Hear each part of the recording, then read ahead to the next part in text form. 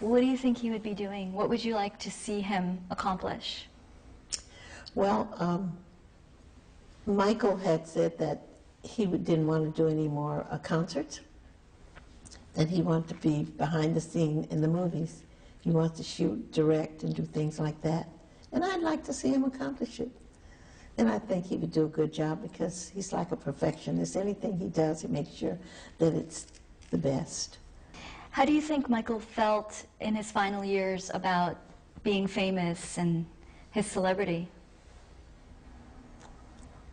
I imagine he must have liked it a lot because he could have stopped performing anytime he wanted to, and he kept on doing it. He loved what he was doing since he was young. He talked about he missed his childhood, which he did, but then he also said he loved what he's doing now and he wouldn't have had it no other way. But sometimes you have to sacrifice to do what you want to do or get where you want to get.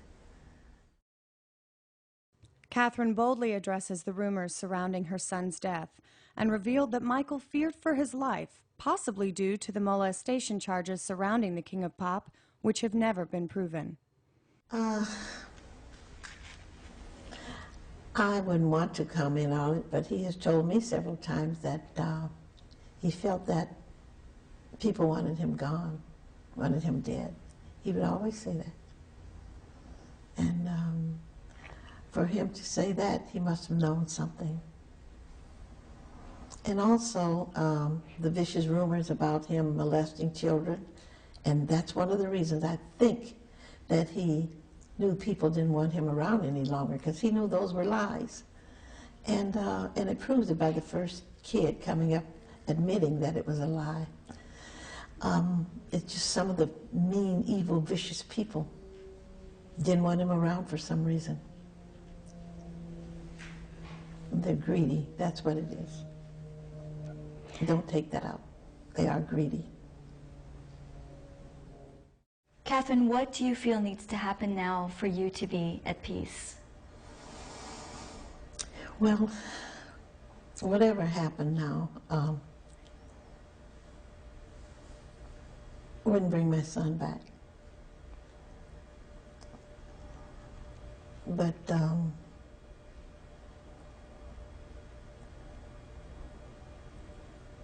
I want justice done. And I think the courts, when the trial is over, I hope it's done. But for me to be at peace, I don't know. Katherine, how has things been for you at home with the children in the past year? How are they coping? The children are coping fine. This is the last year. Well, not quite a year, but they're doing fine. And they're there with their cousins and they're having lots of fun. We have homeschooling, they go to school. It's like regular school. We have the teachers for Blanket, since he's so much younger. He have his own teacher. And then the other two, their ages are close, just a year apart, they have a teacher together. And it's held like regular school. They wear a uniform.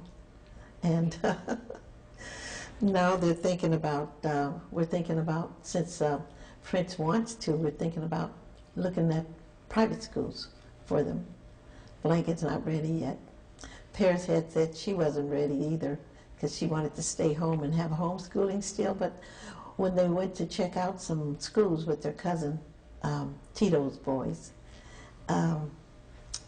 she liked it, and so she said she wants to go. So we'll see what happens in September, if we continue to give them homeschooling or if we take them to a private school. We haven't chosen one yet, but we're looking closely. They've taken one test at one of the schools, so I don't know if we're going to continue to look or will they go to that school. Any advice for Prince, Paris, and Blanket if they wanted to get into the entertainment industry? In entertainment? Well, Paris wants to. She wants to be an actress. And Prince wants to,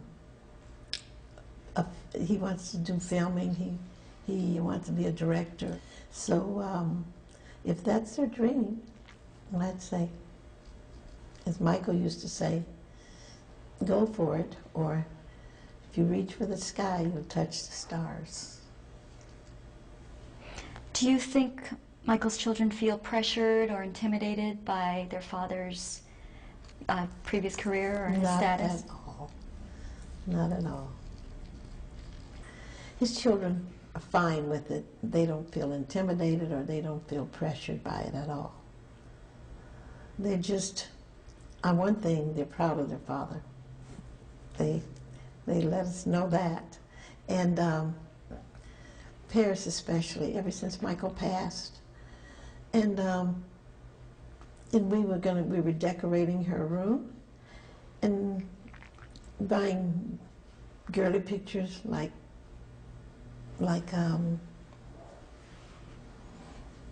gosh, I can't even think of what I want to say. Horses. So we have pictures of toe dancers, what do you call it, Ballet. ballerinas and things like that. She went into her closet and she brought 5 pictures out of Michael. She went one over each bed. She went over the desk. She wants nothing but Daddy's pictures, she said, in her room. So I guess she'd go to bed looking at them and she'd get up looking at it. Do you think Michael's children have any idea what a huge star and big celebrity he's been his entire life? No, at one time they didn't even know, because he never did let them know what he was doing, never did show them any videos of himself or anything, or DVDs as you call them now. Because when we did I always call it the 9/11, but it's not that. We did his 30th anniversary, solo anniversary, and the kids were there. They were the 2 younger ones. They were there, and they were very young. I think Prince was about 5, 4, something like that, and Paris was about 4 or 3 or 4. And they didn't know what he was doing, what his job was. But after they went backstage with him, and because they were sitting out in the audience, and they said, and Mike was telling me that Prince said, "So you're a big star, huh?"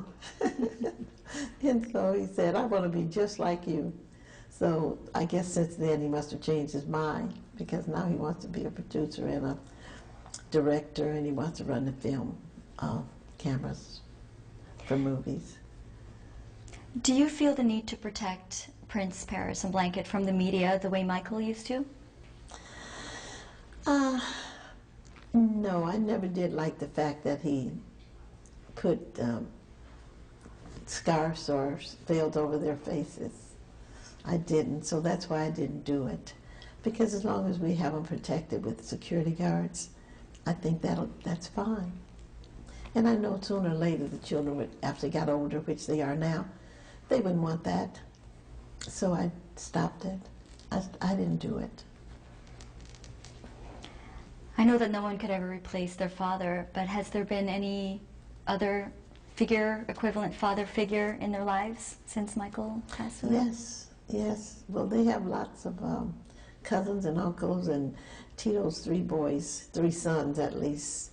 They're not boys. They have children of their own. They've been in their life since day one, and also after Michael passed. They even been closer.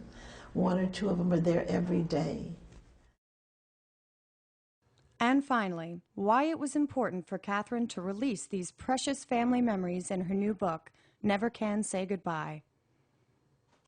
Well, one reason why I wanted the people to know how loving and giving Michael was. And also I would like for them to know that the proceeds from this book is going for a good cause. And I did it for the fans and for people that wanted to know more about him. So the proceeds are going for a very good cause, the way Michael would want it to. Knowing that Dateline NBC was going to air an edited version of this interview on the 1-year anniversary of Michael's death, Katherine took the opportunity to make a special request to the media. My family and I are not haven't talked or planned anything about this first year anniversary of Michael's passing. And one reason why I'm doing this interview is I think that I hope that the paparazzis and everyone would just respect our privacy during this difficult time and would leave us alone. It's hard enough, you know. What you've just seen is the first of many intimate moments to come with Katherine and the family. Make sure to log on to our official website, jacksonsecretvault.com, so you can interact with millions of Michael Jackson fans from around the world. Share your own stories, plus get the latest updates and announcements related to the King of Pop. Sign up for free today and do your part to keep the legacy of Michael Jackson alive forever. And now, JacksonSecretVault.com reveals for the first time ever the never-before-seen footage of Michael Jackson's final birthday wish. And later, an up-close and personal look at how gracious Michael was to his fans while receiving the key to the city of Las Vegas.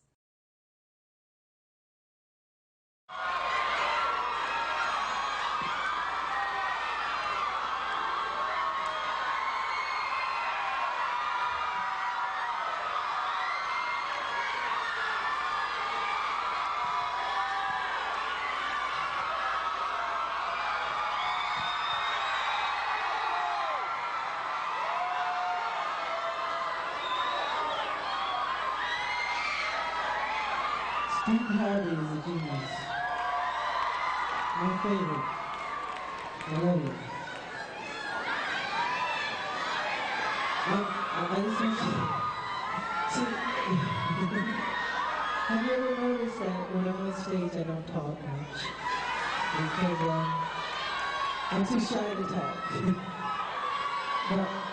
but I appreciate you guys coming tonight.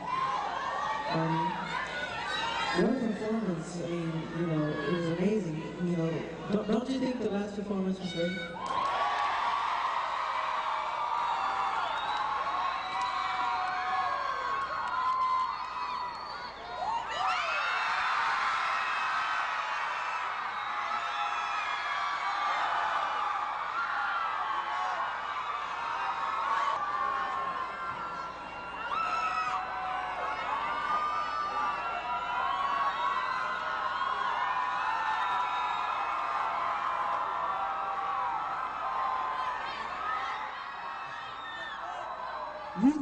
Youthful imagination.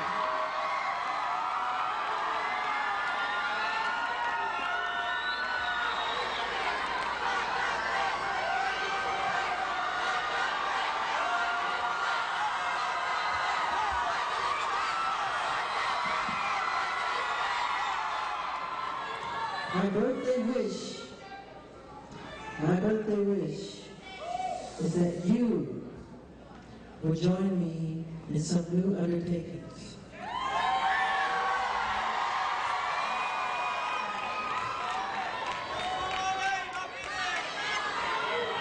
There's going to be a new Michael Jackson clothing line, a new official website. I love you.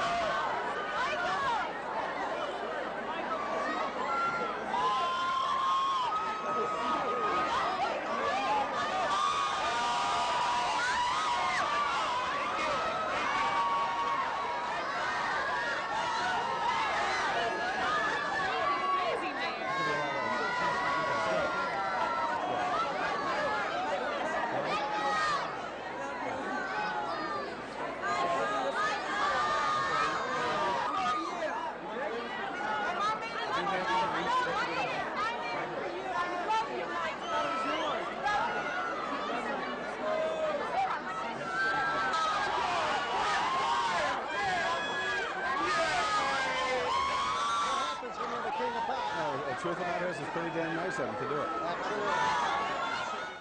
Thank you very much. Thank you.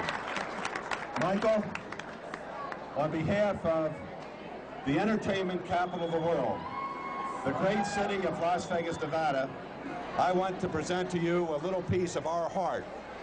When I give you the key to the city, it represents what we're all about here. It represents our feeling for greatness, for beauty, for something very, very special. I didn't have the occasion to know you before this evening personally, but I can tell you this: any man who is as gracious as you are with your fans, who is as gentle and decent as you are, deserves the key to the city of Las Vegas, and at this time I'd like to present it to you. Wow.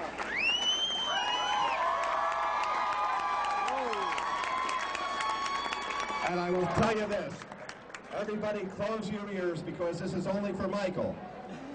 After 2 o'clock in the morning, Michael, this key opens up every slot machine in the city, all right? Okay. Wait, show us your dance that you practiced today. He practiced this for you, I Mike. practice this for you.